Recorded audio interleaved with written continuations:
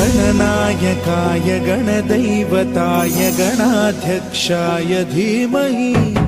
गुणशरीराय गुणमण्डिताय गुणेशानाय धीमहि गुणातीताय गुणाधीशाय गुणप्रविष्टाय धीमहि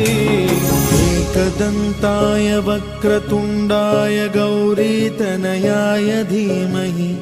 गजेशानाय भालचन्द्राय श्रीगणेशाय धीमहि